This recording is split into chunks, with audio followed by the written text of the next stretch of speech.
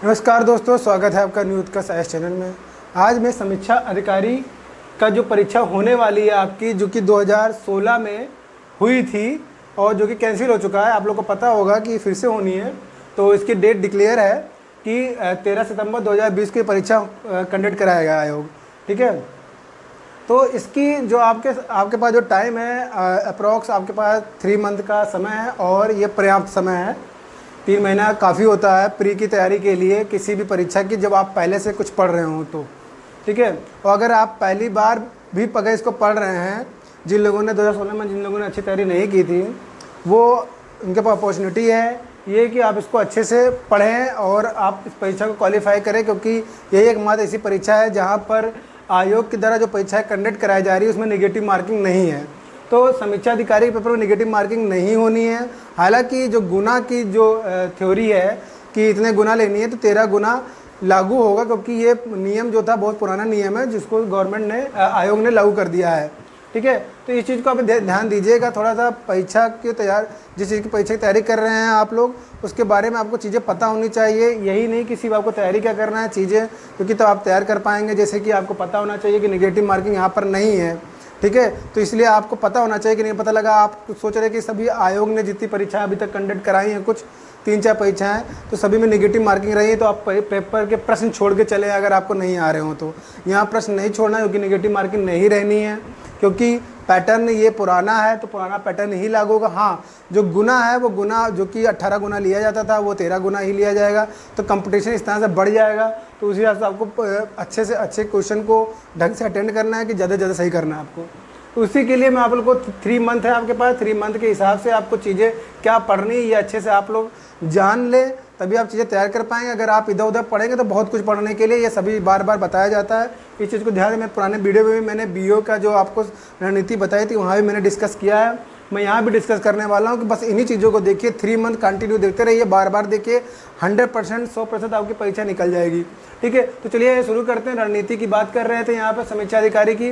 प्रारंभिक परीक्षा है यहाँ पर और मेंस की परीक्षा, दोनों पर 2 परीक्षाएँ इसमें कंडक्ट कराएगा आयोग, और उसके बाद आपका रिजल्ट आएगा यहाँ पर। तो जो प्रारंभिक परीक्षा है उसमें 2 पेपर होने हैं, फर्स्ट मीटिंग में और सेकंड मीटिंग में। फर्स्ट मीटिंग में आपका समान अध्ययन का पेपर होगा, जो कि 140 प्रश्न आएंगे। उसमें 140 प्रश्न आपके रहेंगे। सामान्य तौर पे जो भी आयोग कराता है परीक्षाएं पीसीएस की, उसमें 150 प्रश्न होते हैं, लेकिन यहाँ पे 140 प्रश्न है, ये ध्यान रखेंगे। और हिंदी का जो पेपर है उसमें टोटल 60 प्रश्न रहेंगे, अलग अलग सेक्शन से 10-10 प्रश्न आने हैं यहाँ पर, तो कुल 60 प्रश्न यहाँ पर रहेंगे। दोनों को जोड़ के 200 प्रश्न हो जाएंगे और 200 प्रश्न रहेंगे और 200 मार्क्स का ही रहेगा, मतलब कि हर एक क्वेश्चन 1-1 नंबर का होगा और 200 मार्क्स पर ही आपके कट ऑफ मेरिट बनेगी आपकी, मेंस के लिए क्वालिफाई करेंगे आप लोग। ठीक है, तो फिर देखते हैं यहाँ पर सेक्शन कौन कौन है। समान अध्ययन के सेक्शन को देख लेते हैं। जैसे कि हमेशा ही समान अध्ययन के पेपर में जो आपका रहता है, इतिहास है, भूगोल है, पर्यावरण है, राज्य व्यवस्था, अर्थव्यवस्था है, यूपी स्पेशल बहुत ही इंपॉर्टेंट सेक्शन है, करंट अफेयर सेक्शन इंपॉर्टेंट है। यहाँ पर जनगणना, कृषि विज्ञान और विविध, यहाँ से परीक्षा में प्रश्न आते हैं। अब यहाँ पर हमको फोकस कहाँ करना है इस पर हम लोग चर्चा करेंगे। यहाँ पर देखिए, इतिहास जो है आपके 3 सेक्शन आप हमेशा जानते हैं, आप तैयारी करें तो आपको पता है कि यहाँ पर प्राचीन इतिहास है, मध्यकालीन इतिहास है और आधुनिक भारत का इतिहास है। ठीक है, तो यहाँ पर जो चीज़ें आपको देखनी है, पहले ये भी देख लेंगे प्रश्न कितने आते हैं, उस हिसाब से हम फोकस होकर तैयारी करेंगे। जो इतिहास के जो तीनों सेक्शन है, तीनों सेक्शन से मिला के 15 से 18 प्रश्न आते हैं यहाँ पर। लेकिन ध्यान ये देना है कि सबसे ज़्यादा प्रश्न कहाँ से आते हैं, तो सबसे ज़्यादा प्रश्न आपके आते हैं आधुनिक भारत से। तो ध्यान देंगे, आधुनिक भारत पर ज़्यादा फोकस करना है। और जो भी आपके 2 सेक्शन बचते हैं वहाँ पर इंपॉर्टेंट चीज़ें सबसे पहले देखनी है। जब आधुनिक भारत आप लोग देख रहे हो तब 1857 की क्रांति देखेंगे, गांधी युग को जरूर देख के जाएंगे यहाँ पर। और ये इंपॉर्टेंट सेक्शन है, अगर आप गांधी युग पढ़ के अच्छे से अच्छे जा रहे हैं और 1857 की क्रांति जो कि आपका जो विद्रोह वगैरह हुए हैं वो सेक्शन देख के जा रहे हैं, तो मान के चलिए आपको अगर यहाँ आधुनिक भारत से आपके 9 क्वेश्चन, 8 से 9 क्वेश्चन आते हैं, तो आप मान के चलिए 8 से 9, अगर 9 क्वेश्चन आ रहे हैं तो 8 क्वेश्चन आपके 100% सही हो जाएंगे। लेकिन इन सेक्शन को आपको देख के जाना होगा, इंपॉर्टेंट फोकस करके जाना है आपको। बाकी पढ़ने के लिए आपके जो भी वायसराय वगैरह हैं और जो भी आपके जो संविधान का विकास हुआ है उसकी पूरा जितने भी अधिनियम आए हुए हैं 1773 के रेगुलेटिंग एक्ट से लेकर 1935 का भारत शासन अधिनियम तक जितने भी अधिनियम है उन सबको देखना है आपको। उसके अंदर क्या क्या चीज़ें प्रावधान की गई, क्या क्रम रहा है, उन चीज़ों को आप अच्छे से देखेंगे। ठीक है। तो जब हम लोग इतिहास देख रहे हो तो ये चीज़ें ज़रूर देखें। फिर आपको देखना कहाँ से है, आपको घटनाक्रम देखना है और वीडियो आपको देखना है। वीडियो आपको आधुनिक भारत की बन रही है, कंटिन्यू वहाँ पर भी काम हो रहा है। दूसरी चीज़ ये है कि जो आपका प्राचीन इतिहास है और मध्यकालीन इतिहास पे पूरे के पूरे वीडियो आपको मिल जाएंगे। कहीं और आपको इतना कंसाइज रूप से वीडियो नहीं मिलेगा, यहाँ पे आपको मिलेगा। और आप हर एक वीडियो अच्छे से देखेंगे तो आपको देख भी लेंगे तो आपका अच्छे से तैयार हो जाएगा। तो इसलिए आप जाइए, चैनल को सब्सक्राइब करिए और वीडियो को देखिए, सारे कलेक्शन मिल जाएंगे। अन्यथा आप ढूंढते रहेंगे। अगर वीडियो आप देख के पढ़ना चाह रहे हैं कहीं तो आप देखते रहेंगे, ढूंढते रहेंगे, आपको चीज़ें नहीं मिलेंगी। यहाँ पे एक साथ सारी चीज़ें मिल जाएंगी। हर एक सिलेबस के हर एक सेक्शन को कवर किया गया है, आपको कहीं और जाने की ज़रूरत नहीं है। तो इतिहास के सारे वीडियो जो आपके प्राचीन मध्यकाल सारे मिल जाएंगे, सारे सेक्शन मिल जाएंगे, हर चीज़ ब्रीफ में आपको मिल जाएंगी। और इम्पॉर्टेंट चीज़, सबसे बड़ी बात तो इम्पॉर्टेंट चीज़ें मिल जाएगी। तो अधिक से अधिक उस वीडियो को देखिए आप लोग, आपको तैयार हो जाएगा देखने से ही, ठीक है। दूसरा है कि भूगोल की बात करें, भूगोल का हमारा पूरा कंप्लीट सिलेबस जो है वीडियो के फॉर्म में पड़ा हुआ है, कोई भी सेक्शन छोड़ा नहीं गया है। पूरा आपको बुक उठाने की भी ज़रूरत नहीं है। लेकिन उसके बावजूद भी आपको अगर जब इंपॉर्टेंट चीज़ें आप प्रश्न पर फोकस करना चाहते हो तो घटना चक्र आप देख सकते हैं। उसके अलावा वीडियो ही मात्र एक वीडियो से ही आप पढ़ के सारा ज्योग्राफी कंप्लीट कर सकते हैं। तो वहाँ भी आप जाइए, ज्योग्राफी की जितने वीडियो हैं आप वहाँ पर देखिए, आपको जल्दी जल्दी चीज़ें कवर हो जाएंगी। ये मेरा उद्देश्य है कि जब आप इसको देखेंगे तो आपकी चीज़ें जल्दी कवर हो जाएंगी। अन्यथा आप पढ़ते रहिए, बुक में तो बहुत कुछ चीज़ें दे रखी हैं, ठीक है। फिर उसके बाद देखेंगे यहाँ पर पर्यावरण की बात करें तो पर्यावरण में 10 से 12 प्रश्न यहाँ आने हैं, जहाँ पर्यावरण के लिए आप दृष्टि की बुक प्रेफर कर सकते हैं। प्लस वीडियो भी यहाँ पर भी पर्यावरण की फुल वीडियो पड़ी हुई है, सारे के सारे सेक्शन कंप्लीट है यहाँ पर, ठीक है। तो वो चीज़ देख सकते हैं आप लोग। यहाँ पर 10 से 12 प्रश्न आने हैं। राज्य व्यवस्था देखेंगे 12 से 15 प्रश्न आने हैं। इसके लिए आप लोग अर्जुन सिंह की पतली सी बुक है वो आप प्रेफर कर सकते हैं। और वीडियो आप देखिए, पूरा वीडियो इसके ऊपर भी पड़ा हुआ है, हर एक सेक्शन कंप्लीट कराया गया है। सिर्फ वीडियो देख लेने मात्र से ही आपका पूरी राज्य व्यवस्था तैयार हो जाएगी। बाकी बुक के रूप में अर्जुन सिंह आप देख सकते हैं। भाई घटना चक्र आपके पास ऑप्शन है कि घटना चक्र से भी आप चीज़ें देख सकते हैं अगर जल्दी चीज़ें देखनी है तो। फिर देखिए नेक्स्ट अर्थव्यवस्था देखें। अर्थव्यवस्था में ज़्यादा प्रश्न नहीं आते हैं, ट्रेडिशनल रूप में जो आते हैं वो 4 से 5 प्रश्न ही आते हैं। इसको भी आप दृष्टि और परीक्षा वाणी से देख सकते हैं। बाकी घटना चक्र आपके पास ऑप्शन है। तो दृष्टि की बुक आप प्रेफर कर सकते हैं इंपॉर्टेंट चीज़ों को देखने के लिए। ज़्यादातर प्रश्न जो अर्थव्यवस्था के होते हैं करंट अफेयर से जुड़े हुए होते हैं, तो ज़्यादा प्रश्न जो होते हैं करंट अफेयर से ही आने हैं। लेकिन आप दृष्टि और परीक्षा वाणी की बुक देख सकते हैं। दोनों में से कोई भी एक बुक आप देखें, दोनों ही बुक अच्छी हैं, ठीक है। उसके बाद आप देखें यूपी स्पेशल। यूपी स्पेशल काफ़ी इंपॉर्टेंट होता है, इसको लोग अवॉइड कर देते हैं। बाकी आप जो कि जीएस में बहुत कुछ पढ़ते हैं, कई परीक्षाओं की तैयारी कर लेते हैं। यूपी स्पेशल हर जगह नहीं आता, लेकिन चूंकि यहाँ समीक्षा अधिकारी की हम बात कर रहे हैं तो यहाँ पे यूपी स्पेशल आता है और अच्छे खासे प्रश्न आते हैं। 8 से 10 प्रश्न सामान्य तौर पे आते हैं, कभी कभी 12-13 प्रश्न भी आ जाते हैं, ठीक है। तो 8 से 10 प्रश्न पढ़ने हैं, आपको इसका ही वीडियो मिल जाए, किसी और बुक को देखने की जरूरत नहीं है। परीक्षा वाली की बुक आती है, लेकिन आपको वीडियो अगर आप देख लेंगे यहाँ से तो आपको सारी चीज़ें मिल जाएंगी। वहाँ पर सारी चीज़ें दे रखी हैं, कोई भी चीज़ छोड़ी नहीं गई है वहाँ पर। और चीज़ें सबसे पहली बात है कि कंसाइज रूप में है। इंपॉर्टेंट चीज़ ये है कि अगर आप किताब खोलेंगे तो आपको बहुत कुछ देखने को मिल जाएगा। और पढ़ आप एक भी नहीं है भाई, याद होता नहीं है। आप लोगों को पता होगा कि याद चीज़ें हो नहीं पाती। आपको ज़रूरी है कि आप इंपॉर्टेंट चीज़ें देखें, तो आप वीडियो यहाँ देखें। यूपी स्पेशल का बहुत अच्छे वीडियो यहाँ पर हैं, इससे अच्छे वीडियो आपको कहीं नहीं मिलेंगे, ठीक है। फिर देखिए यहाँ पर करंट अफेयर का 25 से 30 प्रश्न आने की हमेशा संभावना बनी रहती है और आते भी हैं। करंट अफेयर के लिए आप वीडियो दे सकते हैं, कंटिन्यू वीडियो इसके पढ़ते रहते हैं करंट अफेयर के। और बाकी एक मासिक पत्रिका लेकर आप इसको मासिक पत्रिका आप स्वयं से अगर पढ़ना चाहते हैं, क्योंकि स्वयं से पत्रिका पढ़ेंगे तो आपको ज़्यादा फायदा करेगा। दूसरी चीज़ वीडियो आप एक बार सुन लेंगे तो चीज़ें आपके तैयार हो जाएंगी। यहाँ पर जनगणना की बात करें, जैसे यूपी स्पेशल इंपॉर्टेंट है, जनगणना भी इंपॉर्टेंट, क्योंकि यहाँ से तो ये तो 2 चीज़ें ऐसी होती है जो कि फिक्स होती है, आप थोड़ी सी होती है लेकिन आपका जो मार्क्स होते हैं ज़्यादा कवर करती हैं। देखेंगे कि 8 से 10 प्रश्न यहाँ आते हैं, 7 से 8 प्रश्न यहाँ आते हैं, कुल मिला के लगभग 20 प्रश्न तो आपके यहीं से आ जाते हैं। ये 2 चीज़ें इंपॉर्टेंट है, दोनों चीज़ें आपको करिए। यहाँ भी आप जनगणना का पूरा वीडियो आपको देखने को मिल जाएगा। वीडियो आप देख लेंगे, सारी चीज़ें कंप्लीट हो जाएंगी। मैं बार बार वीडियो इसलिए कर रहा हूँ क्योंकि यहाँ पर चीज़ें क्या आपको जल्दी से ज़्यादा गेन हो जाएगा, इसलिए मैं कह रहा हूँ। ये मत सोचिएगा कि सर अपना चैनल है को वो प्रमोट कर रहे हैं, इसलिए नहीं। प्रमोट तो खैर वो तो अलग चीज़ ही वो है ही, आप देखेंगे तो प्रमोट तो होगा ही, लेकिन चीज़ें जो है आपके लिए भी फ़ायदेमंद। आप देखिए, आपको खुद ही पता चल जाएगा।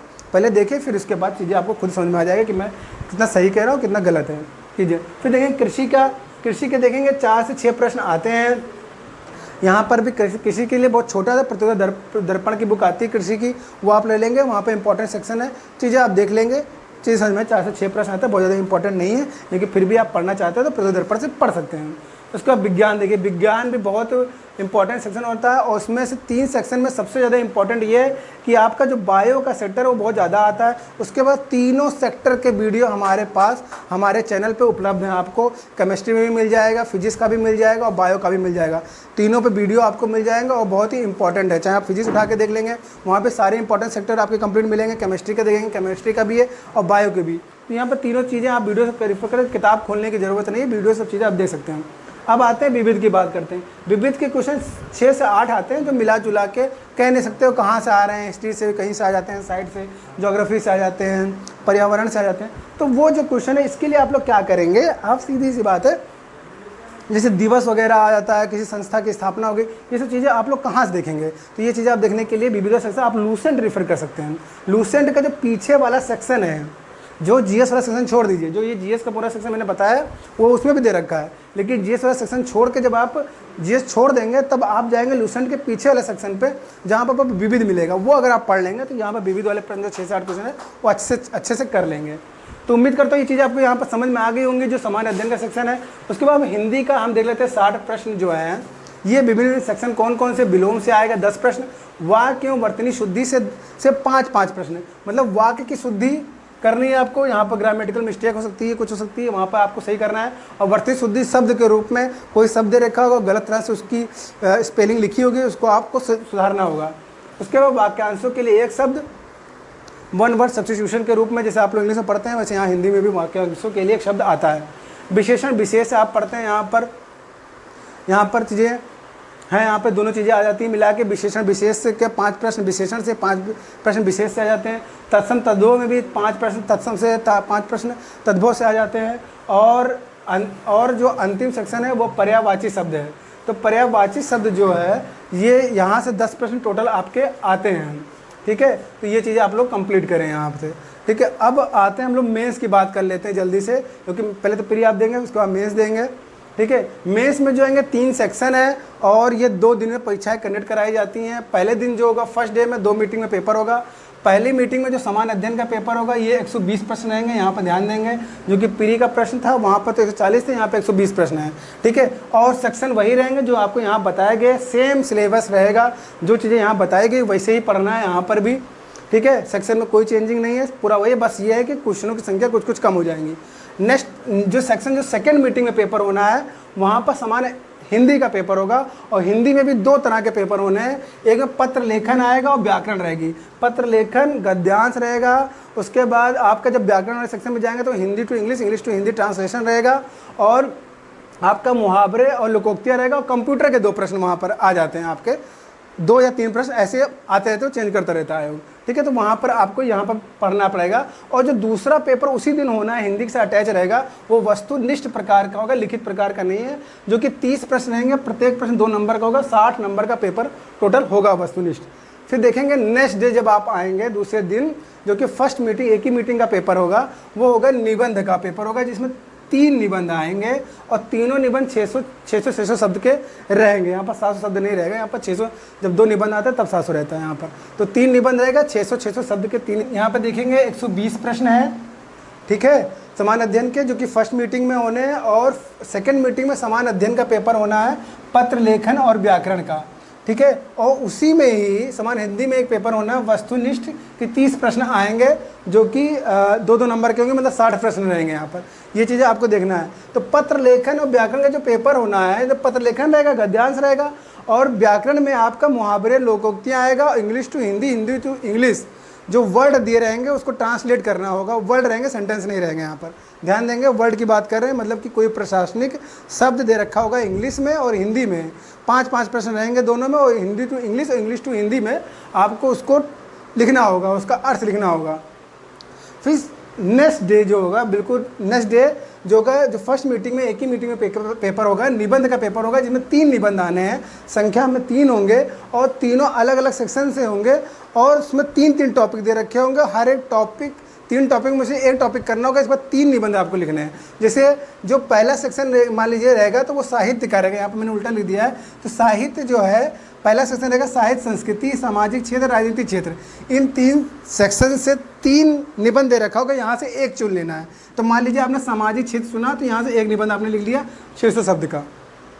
नेक्स्ट पे जाएंगे तो विज्ञान, पर्यावरण, आर्थिक क्षेत्र और कृषि और व्यापार पे 3 निबंध लिखे होंगे, वहाँ से एक चुन लेना। मान लीजिए आपने आर्थिक क्षेत्र चुन लिया तो आर्थिक क्षेत्र पे आपने एक निबंध यहाँ से लिख दिया, ठीक है। तो 2 निबंध हो गए आपके, एक 2 हो गया।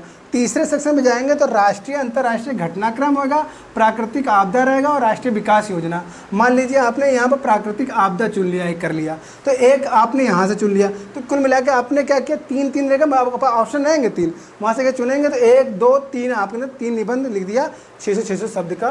तो ये आपके यहाँ पर मेंस में ये आएंगे, ठीक है।